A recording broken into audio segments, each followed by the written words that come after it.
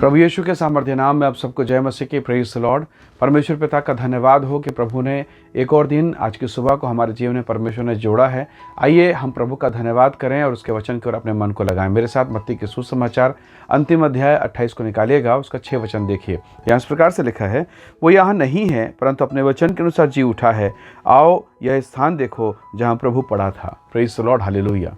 प्रभु के लोगों, प्रभु यीशु मसीह के प्रेरितों से, शिष्यों से पूछा जाए कि प्रभु की सेवा में या उनके जीवन काल का सबसे कठिन बुरा दौर कौन सा है, उनका एक ही उत्तर होगा, गतसमनी का अनुभव। जब यीशु पकड़े गए, गिरफ्तार किए गए और उन्हें क्रूस पर चढ़ाने के लिए रोमन साम्राज्य के लोगों ने, अधिकारियों ने अपने हाथ में ले लिया। बड़ा दुखद समय था। प्रभु ने कहा इससे पहले कि मैं अधर्मियों के हाथ में, पापियों के हाथ में पकड़वाया जाऊंगा, मुझे धोखे से पकड़ा जाएगा, मुझे क्रूस पर चढ़ाया जाएगा, मेरी मृत्यु होगी। किसी ने विश्वास नहीं किया। चेलों ने बिल्कुल, उनको तो विश्वास ही नहीं हो पा रहा। क्यों? क्योंकि वो यीशु जिसने कोढ़ियों को शुद्ध किया, बड़े बड़े चमत्कार के, अंधों को आंखें दिया और 4 दिन का सड़ा हुआ, मरा हुआ लाजर को जिंदा कर दिया। एक नहीं, कई मुर्दों को जिंदा कर दिया। वो यीशु कैसे मर सकता? कौन उसको मारेगा? और फिर यीशु ने इतने लोगों को चंगा कर दिया है। वो उन दिनों का सबसे फेमस भविष्यवक्ता है, उन दिनों का सबसे शक्तिशाली भविष्यवक्ता है, और उसको कौन छुएगा?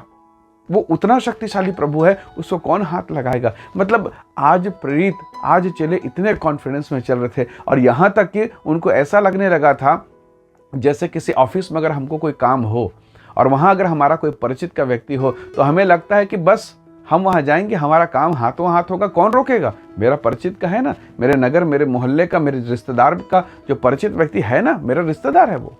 तो ऐसे ही शायद प्रेरितों को लगने लगा।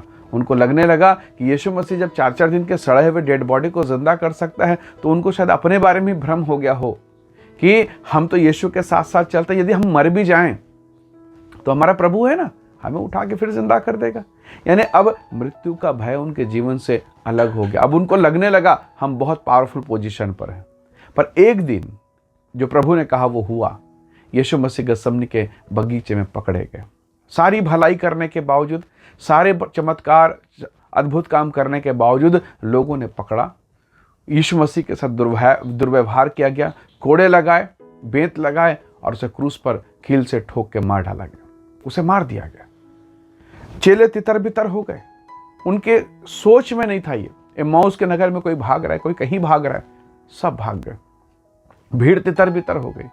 उनकी भलाइयों के बदले सब कुछ खत्म हो गया, और अब लगा कि सब कुछ निराशा हो गया, सब कुछ खत्म हो गया, सब कुछ व्यर्थ हो गया। परमेश्वर के लोगों, कई बार आप और मैं भी इसी प्रकार से लोगों के साथ भलाई करते हैं और अचानक हमारे साथ फिर बुराई होता है, हमारे साथ अंधियारा होता है, हमारे जीवन में बहुत उतार चढ़ाव आते हैं और अब लगता है कि अब कुछ नहीं बचा।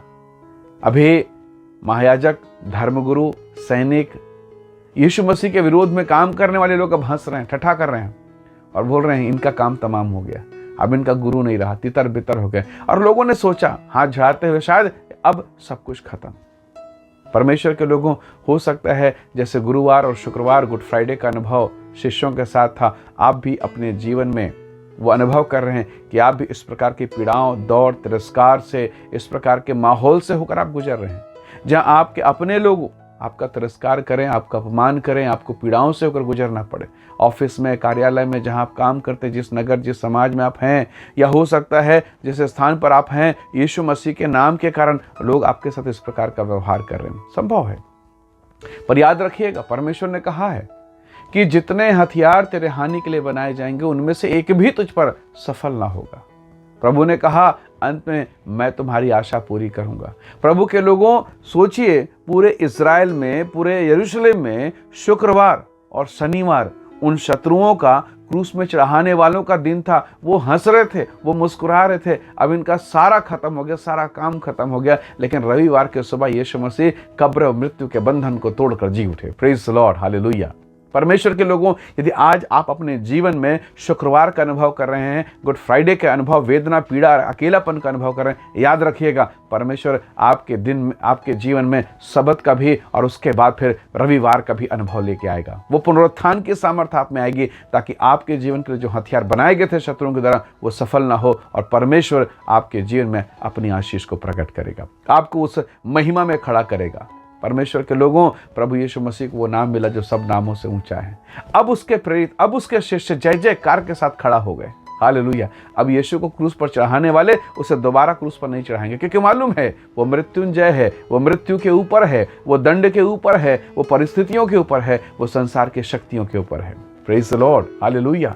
परमेश्वर के लोगों, बहुत संभव है आपने प्रभु के नाम से बहुत दुख उठाया, पीड़ा उठाया है, और आप मानो थकने वाले हैं। आपको लग रहा है कि प्रभु मैं बस टूट ही गया हूँ। याद रखिएगा, आपका परमेश्वर सदैव आपके साथ है और वो आपको ऊंचा उठाएगा, आपके जीवन पर अपनी महिमा प्रकट करेगा। परमेश्वर के लोगों, यीशु मसीह का खाली कब्र इस बात की घोषणा करता है कि परमेश्वर के लोग मृत्यु के बंधन से परे हैं, नकारात्मक चीज़ों के बंधन से परे हैं। परमेश्वर आपके साथ अपनी दया को प्रकट करेगा। याकूब के साथ बुरा बर्ताव हुआ, यहोशू के साथ बहुत बुरा बर्ताव हुआ, यूसुफ के साथ बुरा बर्ताव किया गया, परंतु परमेश्वर ने इन्हें ऊंचा उठाया। दानियल, उसके साथ बुरा बर्ताव, शद्रक, मेशक, अबेदनगो, जितने परमेश्वर के दास हुए उनके साथ बुरा बर्ताव किया गया, परंतु उनके आंसुओं के बदले में परमेश्वर ने उन्हें आशीष दी। याद रखिएगा, बगैर बारिश के फसल नहीं होती। प्रभु के लोगों, बगैर पानी के फसल नहीं होती। बिना पानी के फसल कैसे होगा? याद रखिए, आत्मिक अनुभव में भी, आत्मिक जीवन में भी बगैर आंसू के उत्तम आशीष पैदा नहीं होती। यदि आज आप आंसू बहा रहे हैं, याद रखिए, बाइबल कहती है कदाचित रात को रोना पड़े, सवेरे आनंद होगा। यदि आज आप आंसू बहा रहे हैं, पीड़ा में, दुख में हैं, टेंशन, तनाव और अनिश्चित अवस्था है, परमेश्वर आपको ऊंचा उठाएगा और आपके आंसू के बदले में परमेश्वर बेशुमार आशीष आपको देने वाला है।